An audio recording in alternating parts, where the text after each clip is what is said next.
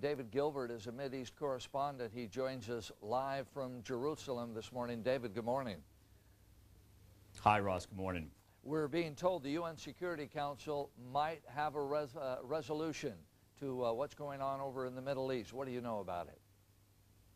Well, indeed, Ross, the issue really comes down to will Hezbollah be disarmed or not. It's fairly clear that there will be a vote on some sort of a ceasefire resolution either today, maybe earlier tomorrow. But the question that many people are asking is what will it mean? At the end of the day, if Hezbollah still has these thousands of rockets that they can fire at a moment's notice into northern Israel, firing more than 80 just today, as you know, Ross, the question is what's going to be the day after. There's some talk, of course, that the Lebanese army would deploy into southern Lebanon, other talk that French peacekeepers and perhaps an expansion of the UN peacekeepers that are already there. Those, of course, are the peacekeepers that have been there for the last several years and have allowed this rocket threat to build up, Ross. Well, the Israeli Prime Minister has said about this resolution it has a positive significance that may bring the war to the end. What I also read, though, is that Hezbollah would not be forced to disarm at that point.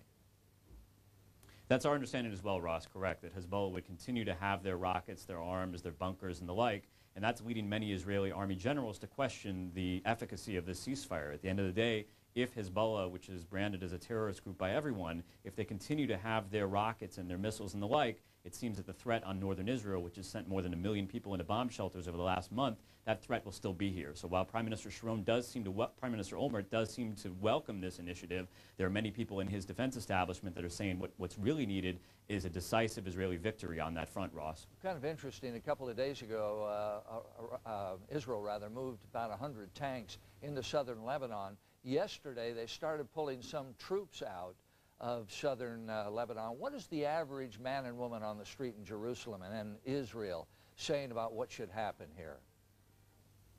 The vast majority of people that I've been speaking with, whether they live in the north of Israel or throughout the country of Israel, they're very much behind the military. They're very much behind the prime minister. However, I think perhaps the cracks in the veneer are starting to show. There was an editorial on the front page of one of the leading newspapers here in Israel that was really questioning Prime Minister Olmert and his strategy in this war and frankly saying that he should resign.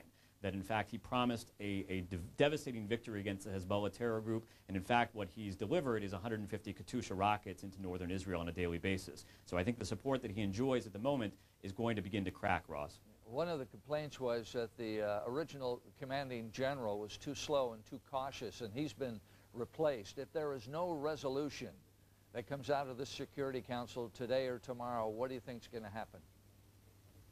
Well, Ross, I think very much the Israelis want to pursue the diplomatic process. They're very much hoping that there's a ceasefire resolution, as it were. If there isn't this resolution in the next couple of days or so, I think you're going to see an implementation of the Security Cabinet, Israel's Security Cabinet's decision from a couple of days ago, in which they're going to call up 30,000 reserves. They're going to deploy them throughout southern Lebanon, and they're going to go house to house and door to door and disable the Hezbollah rocket threat, Ross.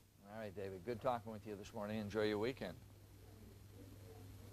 David Gilbert live from Jerusalem at 7:24.